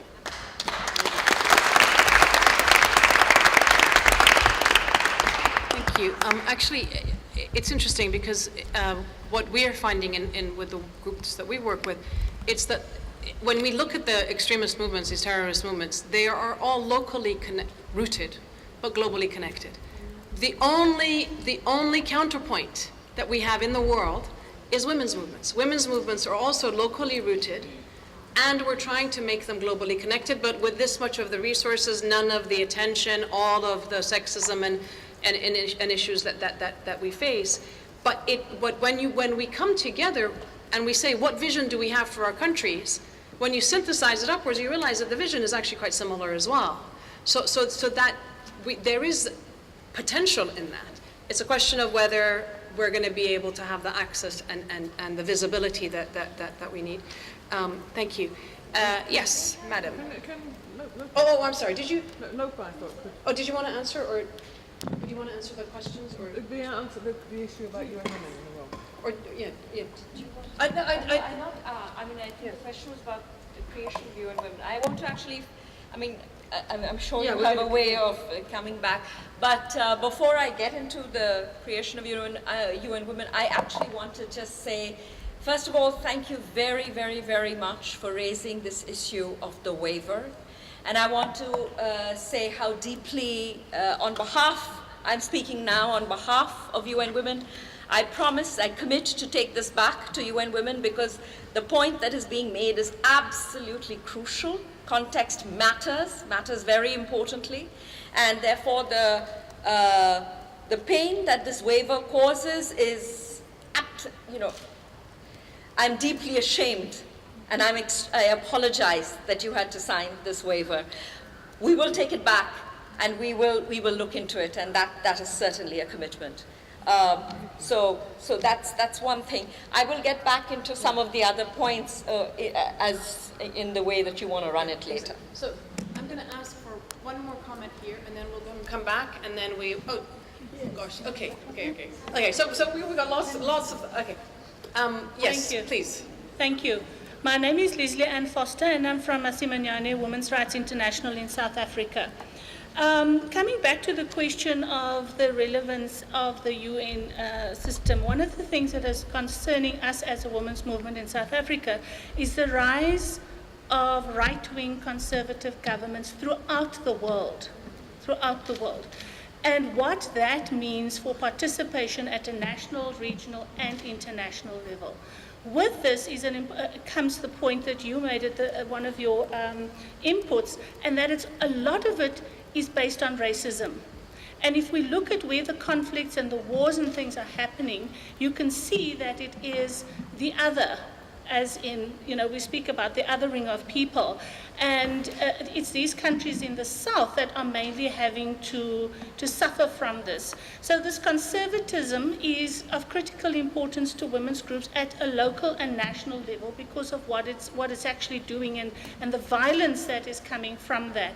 I think there's also a point about connecting different movements, because I'm from the Violence Against Women movement, which is not necessarily connected to the peace and security movement. And I think that it's vitally important that we start looking at how we build these linkages across movements when addressing the issue of peace and security, because 22 years after apartheid has fallen in my country, women are not experiencing either peace or security.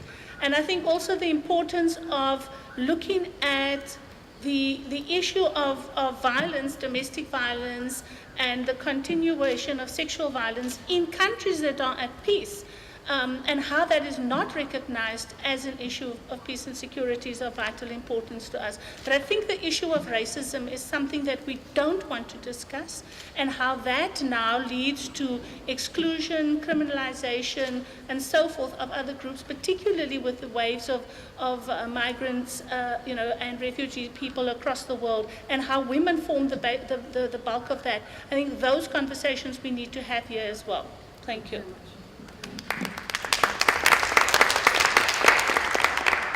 Here, and then I'm going to go here and here. Oh gosh. Okay, hold on. We have 10 minutes. Can you keep it really short so that we can come back to the panel? My name is Leila Hussein. I'm from Yemen. I just want to share, first of all, thanks to all of you panelists, and I just want to share my experience with you and women. When I heard about the initiative of UN Women in Yemen with women, I tried my best to contact them, just to tell them that I am Yemeni, I'm based in Switzerland. I just want to work together because I am here near the international community, so that maybe that would help more. And actually, it was really, really negative. I contacted them, but they couldn't give me. They told me no, it's forbidden to give you information. And through my connection, I know who. Thank you, Rasha. I know who is and all other friends that I have. They told me the list of the names, and I tried to contact them to do my researches. And then, after they heard about the WILPF consultation, and they know that I am part of it, they contacted me in Facebook. And they told me, can you please send us a copy of your passport? We have a meeting in Jordan to join us, because we want to work together. It's the same job. And I say, no, sorry, I have travel document. I need 2 months to go to Amman. So I just I'm sorry. I know that maybe it's lack of communication. I don't understand what happened, but this is my story. I'm just wondering whether at lunchtime we can have a little UN women therapy group. Yes, please. Thank you for giving me the word. My name is Annie Matundo. I'm from DRC. My question goes directly to Lisa and Katharina. You say yourself that sometimes all money are going in the same area. In case of DRC, when the war started, all money was going for sexual violence in the East. Sexual violence, sexual violence, sexual violence. And we said to the donor, please divide the funding. Give the funding for the peace. Give the funding to prevent the war. Because if all money will go to sexual violence, we are going to increase the sexual violence in the area. People are going to rape more women because they know that the money will come to help women for the sexual violence. Now we heard that they are going to cut the funding for UNFPA about the health reproductive. Which kind of mechanism are going to put in place to prevent? Because in the case of DRC, we need this money with health prevent is going together for lack of peace. Thank you. Yes.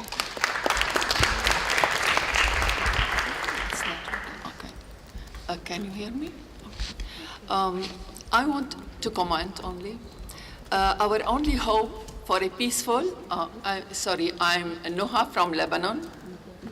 Our only hope for a peaceful and just world is through the United Nations. The UN has helped solve problems of the world, but other conflicts have not been solved because of the use of the veto power.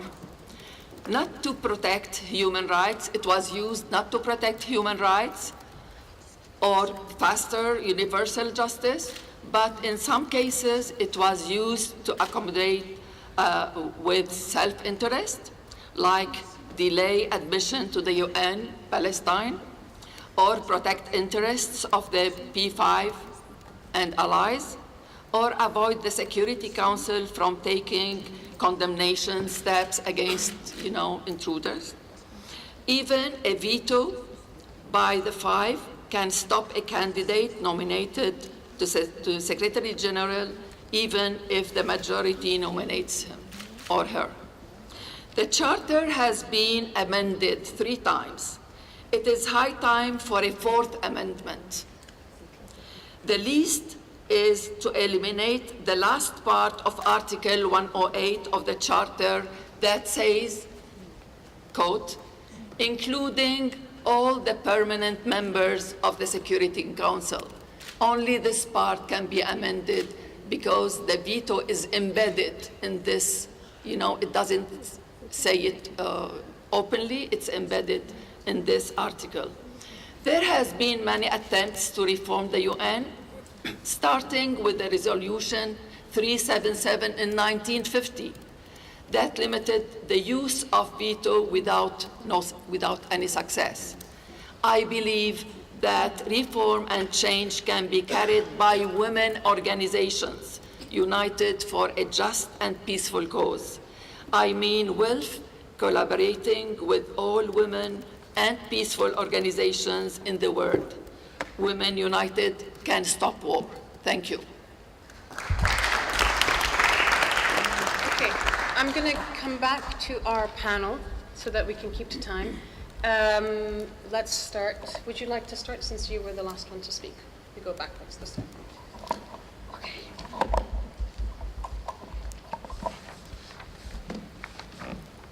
I think most of the comments were actually adding to what we've said, so rather than respond, I think we all agree with the comments that came from the floor. I might just respond to the question. I'm sorry, I didn't get your name. Annie.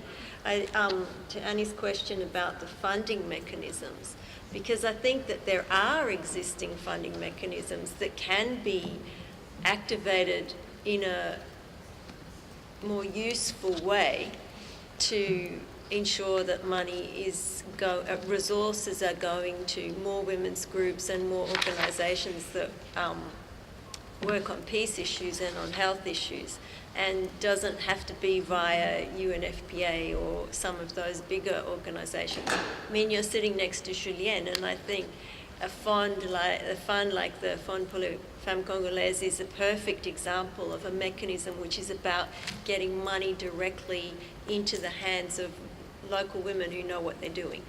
So I think this is one mechanism that really needs to be activated and more assertively invested in by bilateral donors, foundations, and so forth. I think another mechanism that has potential, WILPF has been talking about working with some of the international finance mechanisms to put into place, what are they called? Restrictions, or to put into place requirements for how loans are made. I mean, I know there's a huge World Bank loan to the DRC right now on universal health care, and yet none of that money's going to the local hospitals and clinics. They're the ones doing the frontline work. It's all being put into the state clinics that all don't have the expertise and the right doctors to be doing the work that's necessary to care for the patient. So there's a complete mismatch when the government's being required to put in a certain amount of money in order to access the loan, the World Bank loan, but there's no mechanism to make that money, demand that that money goes to the hospitals that are being run in local communities. And I think that there are mechanisms for putting in place conditions that would require that that money went directly to those organisations if we had the courage to push for it and demand it and member states required it. So I think there are some ways that we can start to look at that, but we just haven't activated them because we're kind of held hostage to whatever the current system is, and we're afraid of, I think you said, colleague from Palestine, thinking outside the box. We're like stuck with, well, this is the way it's always been, so we're going to do it like this. And I think, this is the movement that has to start saying, no, we're not actually going to keep doing it like that. We've got alternatives and we're going to pursue them. Thank you. Thank you very much.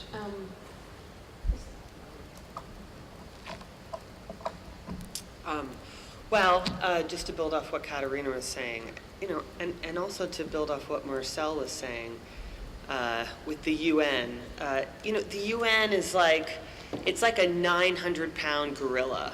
You can't ignore it.